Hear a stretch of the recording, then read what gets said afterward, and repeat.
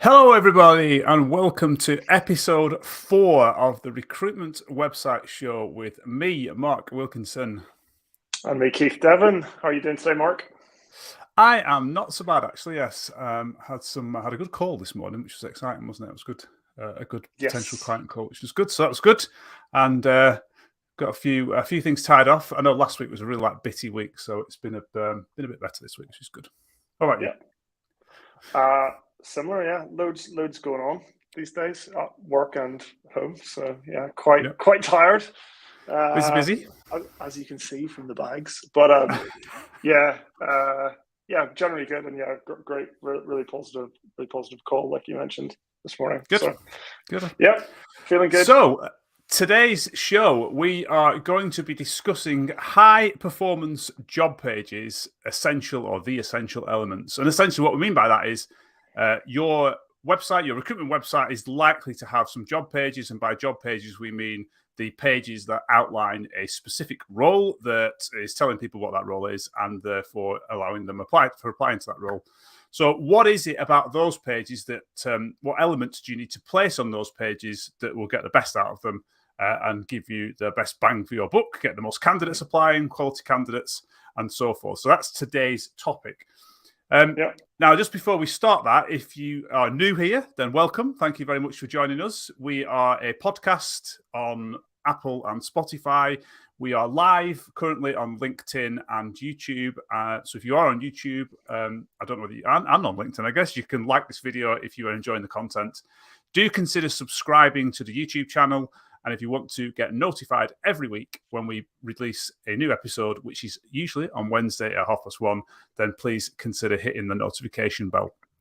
So let's get cracking then, Keith, with high performance job pages. What do we need to include? Well, good question. So there's a lot, isn't there?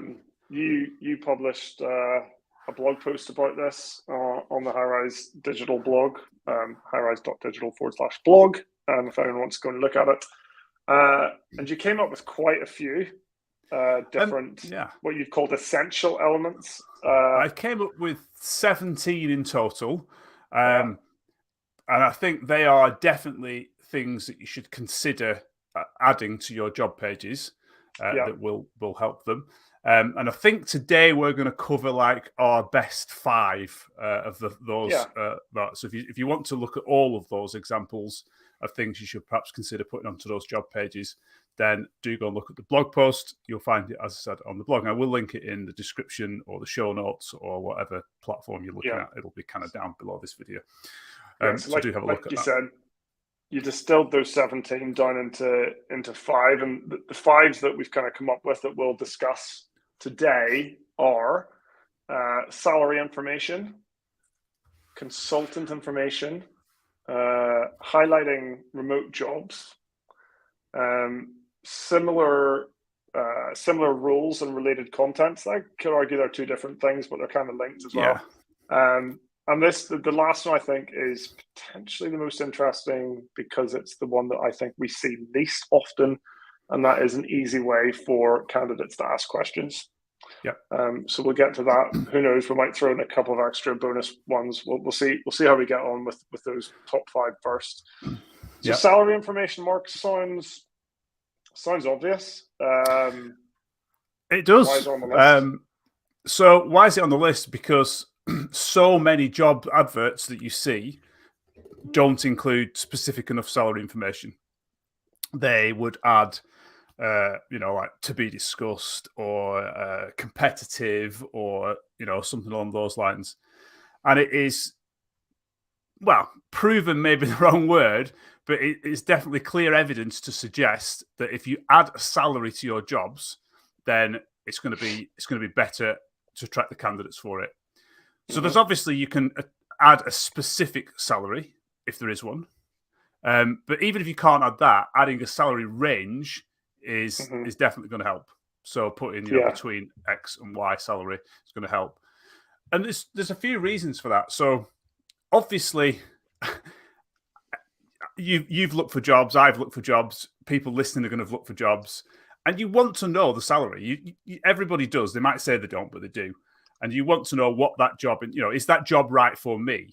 So it's going to help you attract the right candidates. So you probably don't want people applying because it's kind of wasting everybody's time if your salary, if their expectations of salary is much higher, or even if it's much lower, because you've got every job has kind of a range of salary. So why not just tell them what that range is, and then you're going to get the right candidates for that role. So it gets the right candidates in. It helps kind of reduce wasted admin time because, like I said, you don't have to mess around with all the candidates that are not really suitable because they're maybe too low, or the candidates that are really not suitable because they're in too high a salary bracket. It just gets the right bucket of candidates straight away. It also helps build trust. Like, why are you hiding the salary? Why are we not putting the salary on? Like, it doesn't make any sense. Like, definitely, it would ring alarm bells for me. Yeah, why aren't you telling me what the salary role is? Is that because you're going to give me a salary that's not representative in the industry, or I don't know? But it just seems to build trust if you can say, "Look, this is the salary. This is that's what it is." And then inevitably, even if you put a salary on, then or a range of salary, there's always kind of a negotiation, isn't there, with a salary, and therefore it kind of is less time wasted on that negotiation because you've already got some parameters to work with, and the candidate knew that from day one when they saw the job. So there's some parameters to that as well. So salary I think is really important to add it to your jobs. That in the blog post I outlined a quote from the UK Candidate Attraction Report, which highlights the same sort of thing. When salaries are not advertised, there's definitely a significant shift in the quality of candidates that gets worse, basically. So definitely something that I would advise that you put on there. There are reasons, aren't there, why especially recruitment agencies don't put salaries on. Like, I'm assuming quite often they can't for some reason. Like, do you think that's often the case, that their kind of hands are tied and for some reason, their client doesn't want that salary to be advertised? It could be the case that they can't do that, in which case, I guess there's not much they can do, really. But isn't it also the case, I would assume, that sometimes you're really just looking for the right person and the salary really is dependent on the person rather than the other way around? So like you could just be like, we need someone for this role. We'll basically pay whatever. So like, or not whatever, but like we're pretty open to if the person can prove value to the organization, then the salary could be way up here. Or if we can only get a person of this caliber, the salary will obviously be down here. So it'd be kind of hard to put a range on. But then I'd argue, if salary isn't a problem, why would you hire the person down here if the person up there is much better and you can afford it? Yeah, do you know what I mean? That higher person might not exist, is what I'm saying, or it might not be in the market at the moment. But yeah, I do get your point. But I do think sometimes there's reasons why putting salaries on job ads is difficult. But I think if you can, that, like you say, like the evidence is there to suggest that you will get more applications and a higher quality of application. Yeah. And I think, even if you can't put a range, put, I don't know, an expected salary or a starting from, or that sort of thing. So you can get an idea. Like you said, if there is no cap, if there is, like, for the best person we're willing to pay top book, then even just putting a starting salary of, negotiations will start from, I don't know, something along those lines, just to give an indication of what this role is. I think is important. It also helps if you have salary information stored with your jobs for searching purposes, because it means you can actually include a salary in your search, so that candidates can actually sift out all the jobs that are not within their salary range that they want to get for a job. So on that search page, you can allow candidates to search for jobs by salary. If you're not actually storing that information, then you can't. And that is also true of Google for Jobs, obviously, or other job boards. So if your site is, or your jobs on your site are being scraped or pushed out to other job boards and they don't have salary, they're not going to have salary there either. And like you say, they're going to fall short in those salary-based searches. Yeah. So that's a good point. Just before we finish on salary, I think obviously don't hide it away on the page. I think we mentioned in the blog post about some of the ways in which you can present this information, like a summary information, at a glance information about this job. You should probably just go straight in there, like with the job industry that it's in, the job title, the salary information, etc., etc. So it's just easy to see, easy to find that piece of information on the page itself. So yeah, that's salary. Definitely include it if you can. For sure. Yeah. So the next one that we pulled into our list, our top 5 was consultant information. So this is one, I guess, that I don't know what your gut feel is, but do you see this on like 25% of sites or something, or even potentially less? Like we've seen it around a lot, but it's basically where I'm seeing it a little bit more than I used to see it, definitely on sites, and a lot of sites do present consultant information in some form or another. So some don't do it. They just don't even tell you who is the consultant for this role. Some just give the name, which is not really of any benefit, to be honest, apart from the fact that the candidate might be able to say, oh, I've seen it, ring up and I've seen the job on the website. It's such and such a body's job. Maybe that will help. But I think the best thing to do is a whole sort of like profile of the consultant on the side. So picture is great because, picture, name, job title, what sort of roles they consult for, even contact information, LinkedIn links, if you can, emails and phone numbers, just so that people can get in touch. That's kind of comes on to one of our other points in a minute, of course. But like recruitment is kind of like a people business. It's people, placing people, and it's about relationships with people. And I think it just builds a bit of trust. Like, there's a face to this job straight away when you land on the page. If you apply for this job, you know who you're going to be dealing with. If you inquire about the job, you know who you're going to be dealing with. And I just think it's a nice touch to be able to put a face to a job, for sure. I completely agree. And I don't think that can be overstated. I think in the kind of digital world that we live in, and especially like a post-COVID world where in-person interactions are fewer than they were, like just that human touch, that like just seeing a face, like the number of, excuse the pun, faceless interfaces that we deal with like on a day-to-day basis. Just that little, there is a real person somewhere behind this whole process, and you can reach them here, and they've got a friendly face. I just think it's really, really powerful. And I agree. And a pretty easy thing, to add to a website, really. And not just on these pages. I mean, we're talking specifically about job pages today, but having people on your website, your team on your website, letting people know who is behind the company and so forth. It's really important. If you have a My Team page and introduce the team and who are they and what do they do, etc., with a little bio. And then obviously from this page, you can link to those pages as well. So, go and find out more about such a body who's in charge of this job. I think that's just a really nice touch to do. And there's all manner of sort of things we could talk about in terms of images on recruitment websites. Maybe that's a topic for a future show, actually. Yeah. But yeah, definitely consultant information, really important, I think. Just gives that friendly face to the job and gives it more of a personal touch. Yeah, absolutely. Next one is highlight remote jobs. So what do you mean by that, Mark?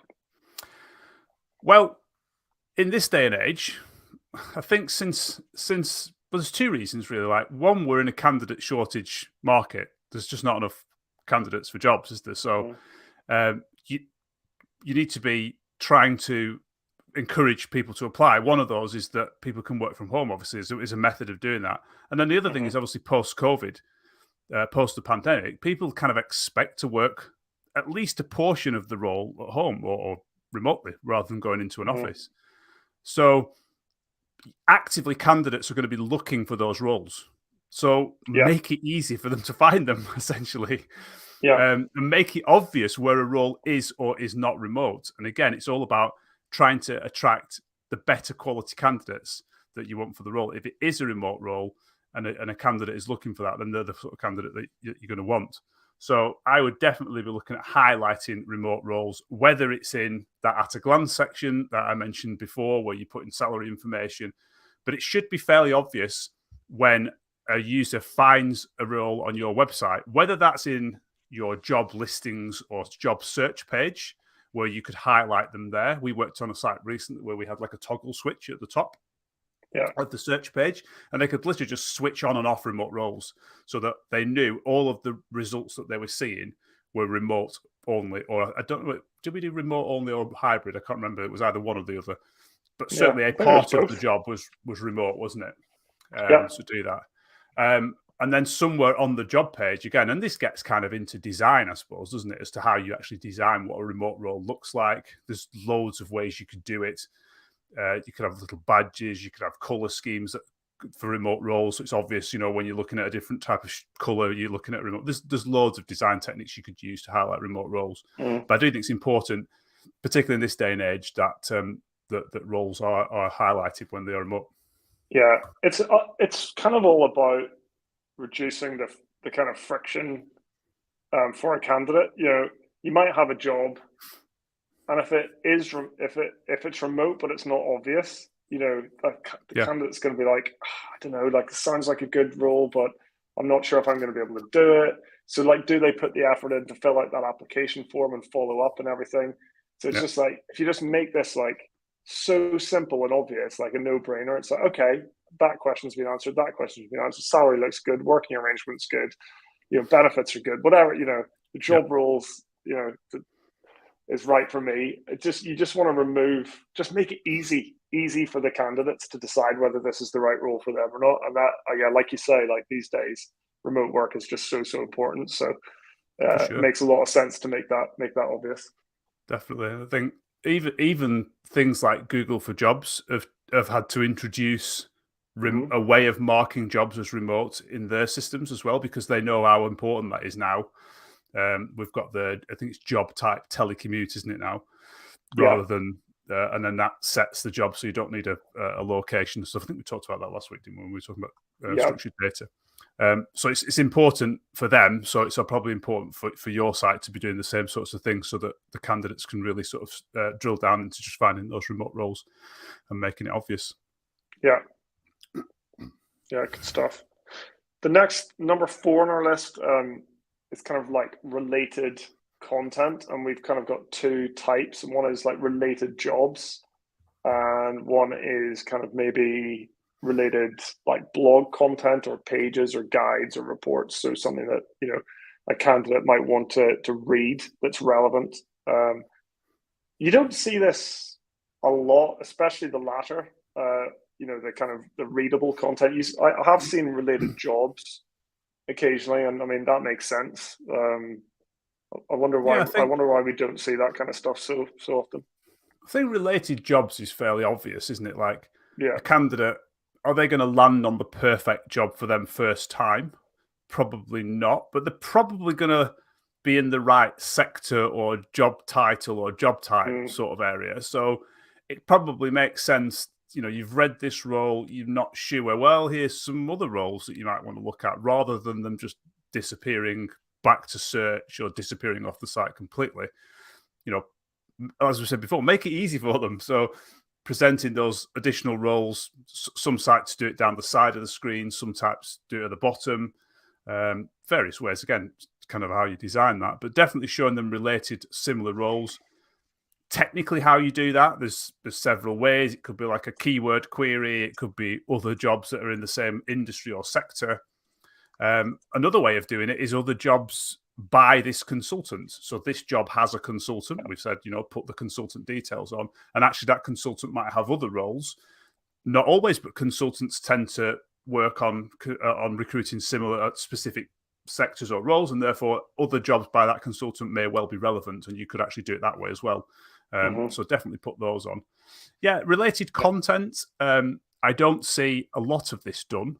But why not present the candidate with some useful resources that they might find useful? Again, it's all about encouraging them to apply with you, encouraging them to sign up with you, encouraging them to register stuff with you. If you can show your expertise, if you can show your knowledge and that you'll guide them through this process, then they're more likely to do that. One way of doing that is providing them with some valuable content beneath the job, which might be of use to them. And again, that content could be related to the job title, for example. You could run a query on your blog post. Is there anything that's related to the job title of this or in that sector or something like that? Just kind of makes sense. Keep them on your site, keep them interested, and provide them with valuable information. Just makes sense. Yeah, I fully agree. I do wonder, just playing devil's advocate on that point. Did you know the way, like in an e-commerce situation, the general like guidelines are, or even in a general marketing context, like once you're on a page where you want a user to take a particular action, you want to like get rid of distractions and other potential kind of ways out of that page. So you'll see this on like landing page, like marketing landing pages, sales pages. Like they strip out the header and footer and everything. And you know, on Amazon, if you're in your checkout or cart, I think like the top navigation disappears, the footer kind of disappears, everything gets stripped right back just to buy now. That's what they want you to do. I wonder if there's like, I haven't come across it, but any data around that in recruitment and like applying for jobs. You know, do you want to strip out all those potential other avenues to not apply for a job and just focus the candidate, or is it a different kind of context? Well, I think you've clearly got a call to action that you want a candidate to take on a job page. That might be different for different recruitment agencies. It might be that you want them to fill in the apply button. It might be that you want them to contact the consultant. You know, it might be that you're not really bothered about them applying for that job. You just want them to register a CV. That call to action will be different for different people and different times. But what you could say is that call to action, this related content or similar roles shouldn't interfere with that call to action. So, for example, if you've got an application form beneath the job, put this below the application form so that they get to the call to action. And only when they've perhaps decided that the call to action isn't for them, that's when we want to keep them on the page. We don't want them to go. We've showed them what we want them to do. They're still not going to do it. Let's give them something else or something other than that to keep them interested. I think. Do you know what? I think that's really clever, and I think like you could even be quite explicit about it on the page. It'd be like, here's the job, and then you have a kind of like pre-footer, I'll call it, that says something like, is this role not for you? Here are some next steps. And it could be related jobs, try another search, blah, blah, blah, whatever you decide is the best kind of flow. The other thing that potentially do, and this is potentially like for the related content, I think this would be interesting. Sometimes if you apply for a job on a website, it takes you to a kind of like success screen, like thank you for your application. That's another opportunity, isn't it? To then promote content that might be useful going forward. So thank you for applying for that job.